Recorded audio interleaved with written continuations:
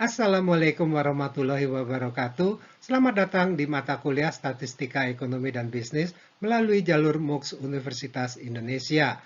Kami sangat senang dengan kedatangan Anda sekalian dan dengan sukacita akan mendampingi pembelajaran Anda sekalian sepanjang semester ini. Perkenalkan kami, Dewi Ratnasyari dan Pribadi Setianto dari Fakultas Ekonomi dan Bisnis Universitas Indonesia. Izinkan kami menjelaskan perkuliahan ini. Baik, kita mulai. Pertama, mata kuliah ini berbobot 3 SKS.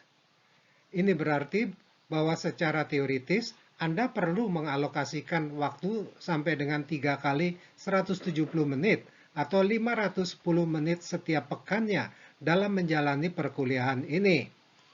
Alokasi waktu 1 SKS sebanyak 170 menit ke dalam 50 menit tatap muka dan 60 menit tugas terstruktur serta 60 menit latihan ketika diterapkan ke dalam skema MUKS tentu saja akan berubah banyak terpulang pada inisiatif pembelajarnya.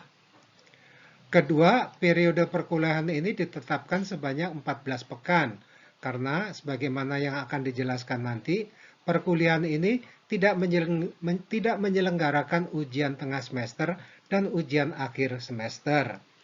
Kemudian ketiga, sesuai dengan sifat perkuliahannya pada MUKS, strategi perkuliahan adalah dilakukan secara daring dan bersifat asinkronus menggunakan platform pembelajaran atau learning management system yang digunakan di Universitas Indonesia yang dikenal dengan nama IDOS.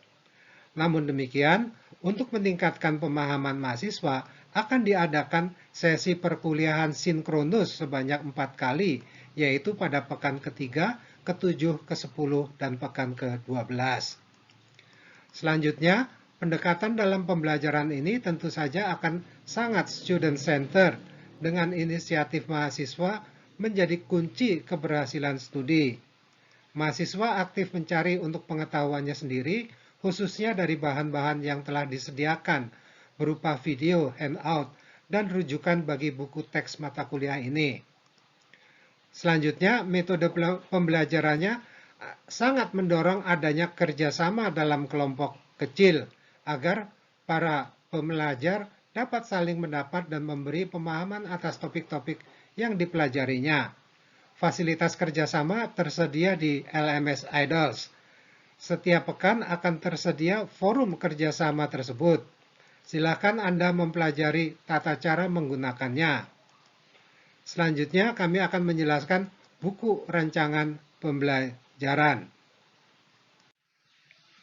Ya, buku rancangan pembelajaran atau BRP.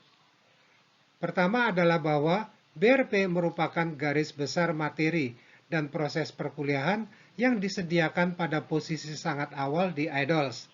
Silahkan Anda baca dengan cermat hingga tuntas kandungan BRP mata kuliah ini sebelum meneruskan menyimak presentasi ini.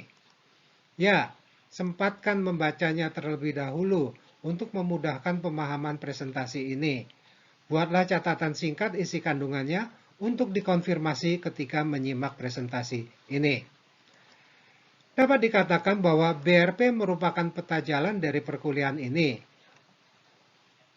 Mulai dari deskripsi capaian pembelajaran mata kuliah atau CPMK beserta subcapaiannya dengan materi per sesi perkuliahan, bahan bacaan rujukan utama, indikator pencapaian sub-CPMK, dan evaluasi pembelajaran.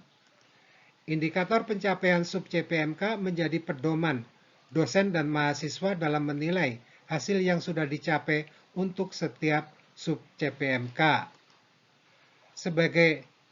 Sebagian kandungan BRP per pekan akan disajikan di IDOS pada setiap pekan untuk memudahkan Anda memahami apa saja cakupan topik dan subtopik serta indikator pencapaiannya pada setiap mengawali proses per pekan.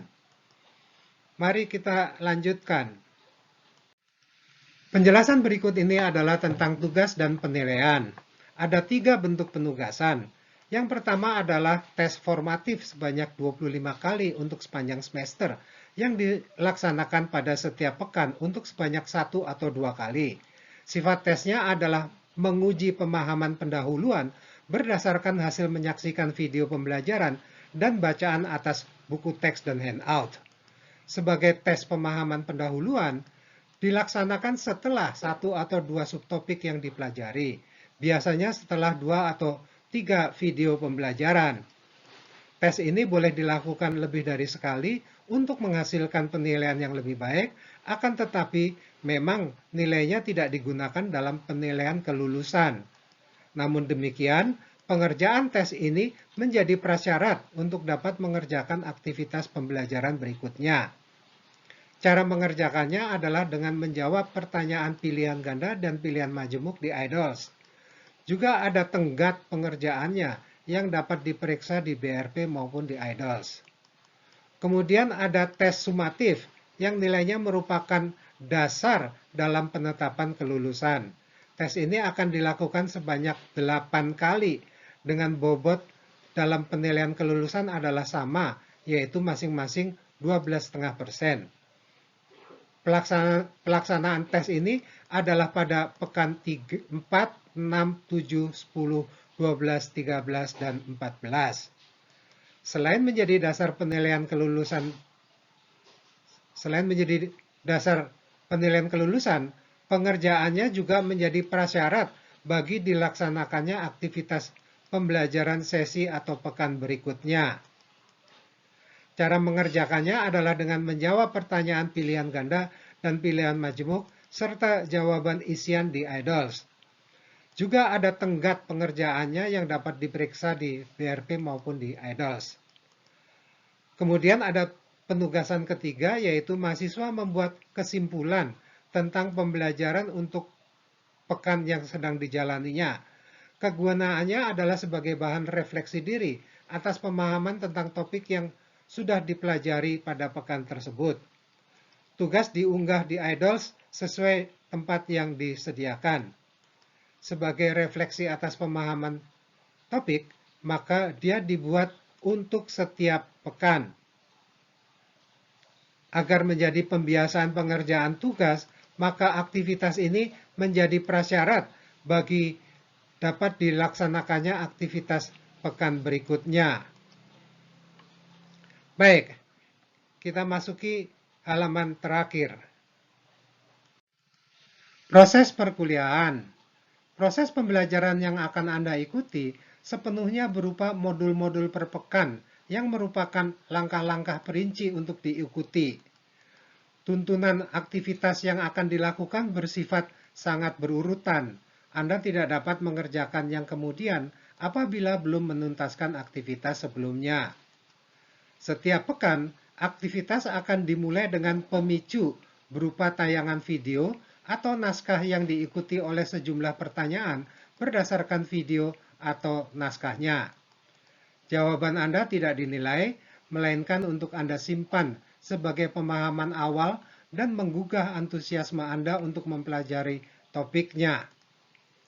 Baik, demikianlah perkenalan kita tentang mata kuliah dan pembelajaran statistika ekonomi dan bisnis di MUKS Universitas Indonesia.